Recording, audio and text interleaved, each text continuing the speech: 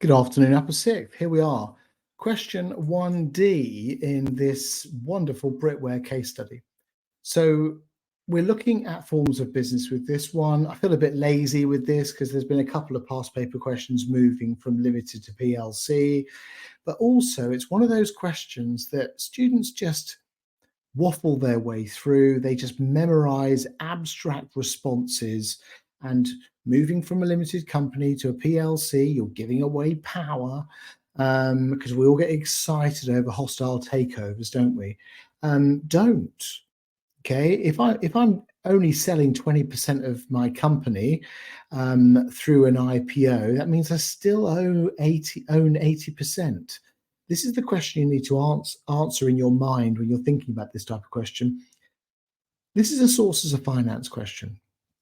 So through an IPO, I'm going to get access to money for my 20% of my company, for example. Therefore, I don't need to borrow it. Therefore, I don't need to take it from retained profits. I never need to pay it back because it's not a loan. What am I spending the money on is also crucial to this type of question. So if I've got IPO 20% of the company and I'm getting a couple of million quid in or something, what am I going to spend it on? Will it help my company to rapidly grow before my competitors? Look in the case study if that's a possible threat. Will it help me spend £2 million on a new production facility to help me take advantage of growth in a new sector? We've just done Boston Matrix and obviously supply and demand question. So we've got that information in our head. We've just done a finance question. So we understand about profits and stuff and revenues and forecasting, obviously. So we've got all of that information there. Then picture, will my company, my 80% or my original 100%, would my company in the future be more valuable than if I didn't have the IPO? So is it more valuable for me as the original shareholders to keep my 100% and grow through organic growth, for example, through retained profits, for example?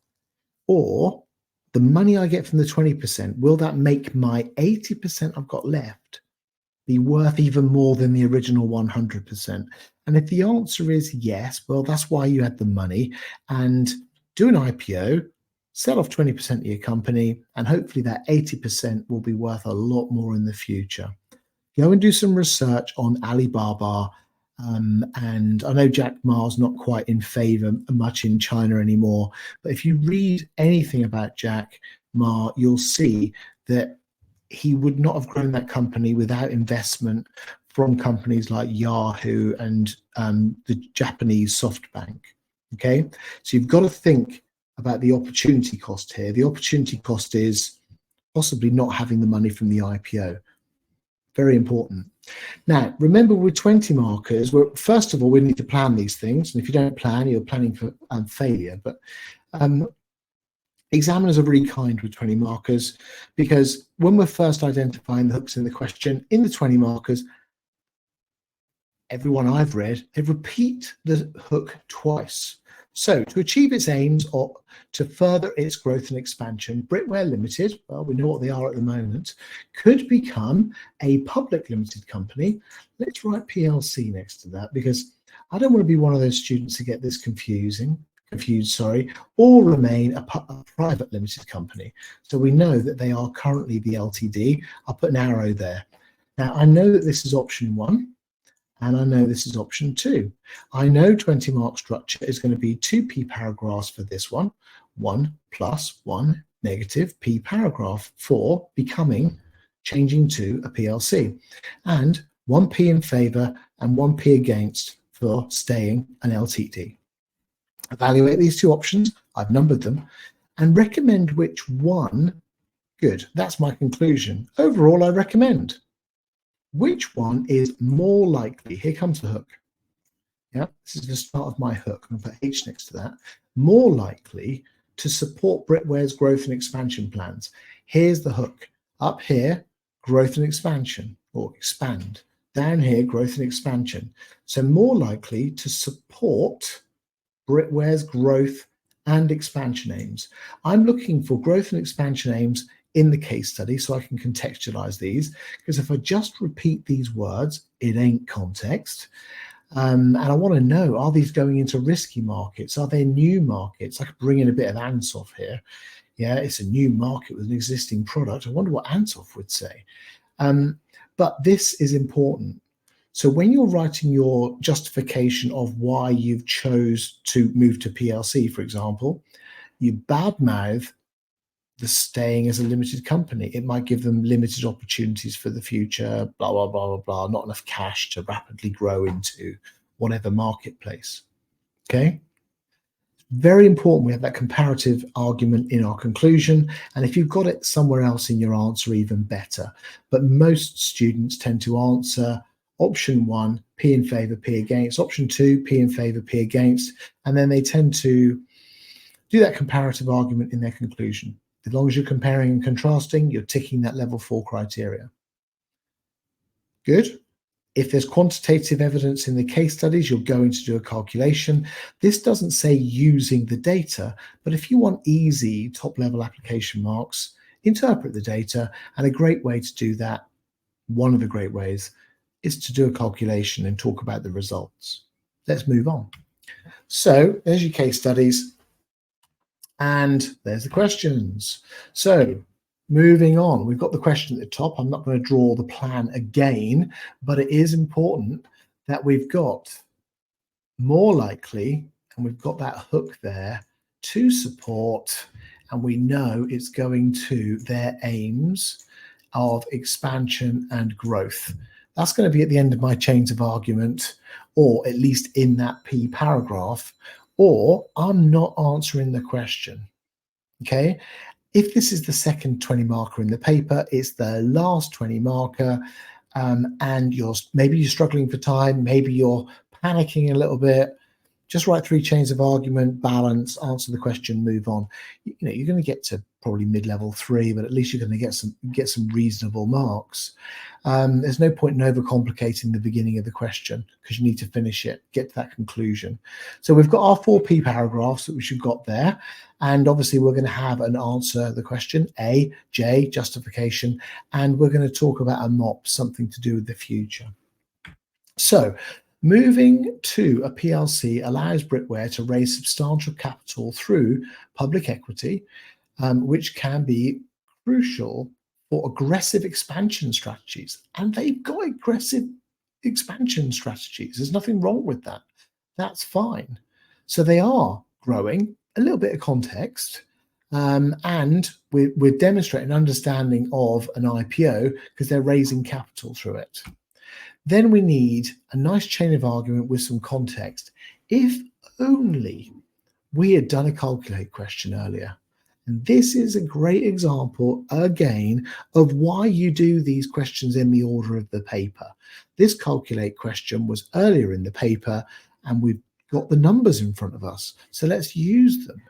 So by listing on the stock market, a bit more knowledge about IPOs, BritWear could boost its growth trajectory by capitalizing on the average turnover growth of that witnessed over the past years.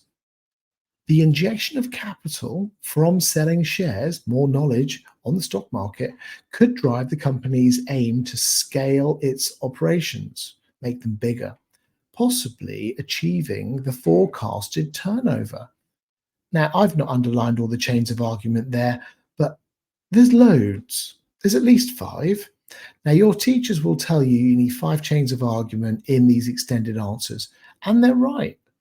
But 5 is not the magic number. It's what you're doing with them. Is it in context? Does it answer the question? And does it come back to an aim of the company? Remember, the aim is growth and expansion. Look at that. We've got forecasted sales figures here. It's a gift. And if you're lucky enough to get this type of gift in your paper 3 this summer, then please accept it. The chief examiners are lovely. They just want you to be successful. Let's make sure we've got some evidence in there. We've got lots of evidence here, but a bit of belts and braces. Considering the consistent profit increase with 4% growth year on year, becoming a PLC could further accelerate this trend, potentially leading to higher profits than forecasted. Remember, they want to grow and expand. Getting the money might help them grow quicker, okay, aka accelerate, and they could actually make more profits because they've got this money to spend on stuff. However, becoming a PLC might expose BritWear to market pressures and shareholder expectations. They've got new shareholders that might say, give us a good return on investment, please, which means they might not want to invest in other things in the short term. Maybe. It's a bit abstract knowledge at the moment. Let's see how we get on.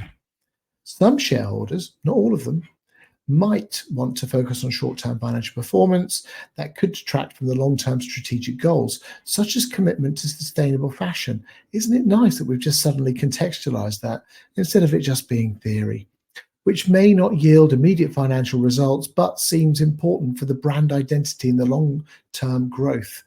Their growth in the case study is linked to sustainable fashion, sustainable footwear. If only we'd done a question on that earlier. Luckily, we've done them in the order of the paper, hey, and not did this one first. The evidence is we've got the figures from our calculations and the ones we mentioned earlier. The necessity to go public for additional funds might not justify the potential risks of loss of control. Yes, we've got the default control answer in there, but at least it's contextualized, which sometimes students don't. Option 2, maintaining its status as a limited company allows BritWear to retain control over its direction. Yes, it's the default answer, and uphold its commitment to sustainability without the pressure to satisfy public shareholders. It's the counter argument to something we've already written, by the way, but at least we've got a bit of context in there straight away. This could be an advantage for BritWear, enabling them to stay focused on its long-term expansion goals. We've already said they might lose focus in the previous argument, such as doubling the market share of its sustainability footwear range by the end of 2024. Nice bit of evidence. Within a stable and controlled financial environment. So they're going to keep control of this and achieve their goals, maybe. The company's strong financial growth, we've done some financial questions, evidenced by the rising turnover and profits, suggests that BritWear may continue to fund its expansion internally without the need for public investment. The alternative for going to an IPO is not going on the stock market, okay? We've just considered the alternative in the middle. We've actually done a comparative argument in the middle of our answer. I think Dobby's showing off here. However, lovely word for a counter argument. Hold on, Mr. or Miss Examiner. Here comes a counter. Remaining limited could limit BritWear's access to capital, which might slow down the expansion and hinder its ability to compete globally. Now, this is a similar argument than before. We've already done this, but the element of their goals of growing globally adds a bit more to it. In the fast-paced fashion industry, nice bit of context, where rapid growth and scaling, as in getting bigger, are often necessary to take advantage of market trends. We know that there's a changing trend at the moment towards sustainable footwear and consumer demands. The slower capital accumulation as a limited company may be a significant drawback. It's a comparative argument to IPOs again. With ambitious expansion aims and investments, sustainable production, that's in the case study, more than the limited funding options available to a private company might be needed for BritWear. Comparative argument with IPO. It really depends on how big and how fast they want to grow. Okay, we're not quite sure of that from the case, so it just says they want to grow. Conclusion, let's answer the question, hey? Let's not sit on the fence. Let's just say, do one. Overall, considering the company's strong financial growth and potential risks of going public, here it comes, I recommend, I wonder where we got that word from, hey? Something about up here. Oh yeah, look, I need to answer the question. BritWear remain limited. I've answered the question, at least for the short term to medium term. Now, by talking about your answer in context with time, makes the mops a lot easier. Let's justify this. This approach would allow the company to continue its growth trajectory while retaining strategic control and upholding its commitment to sustainability. How many marks do you think I've just got for those two lines? The answer is probably none, because it's a total repeat of a previous argument. Now, in some ways, we're tired. It's at the end of the paper. Still not going to get any marks for it. This is a typical mistake that A-level students make. They just repeat a previous point. Okay, up here we've answered the question, and we've dangled this little treat in front of the examiner of short to medium term. The examiner's currently quite excited, and they are thinking, I hope this MOPS actually talks about something a bit further in the future. I've put it in a big box for you because I've run out of space. So what we've got here, is a couple of different ones. Changes in the global consumer trends towards sustainability could increase. Not only are they getting more now, might get even more in the future. Thank you, David Attenborough. Increase the value of BritWear's product lines. And if they want to cash in on this quickly, remember, they might consider using an IPO as a source of funding. So if suddenly this trend towards sustainable clothing increases and they want to take advantage of it and they want to grow quickly, they might not, but if they do, IPO might be the best way. At least they don't have to pay it back. Okay, and there's some others in there for you as well. And I'll go through the situation in the economy, which is often thinking about something a bit abstract, but you've done the research here. We talk about this in class all the time. Economic fluctuations like the current UK recession, but according to the Times this morning, we're coming out of that. So I apologize for being out of date. Could impact BritWear's ability to raise capital as a PLC or affect investor sentiment. So it could be in the future, they might actually stay as a limited company because the recession might mean they get less money from selling their shares than if we were in a buoyant economy and everyone's feeling all confident. Hopefully that was useful. Speak to you in class.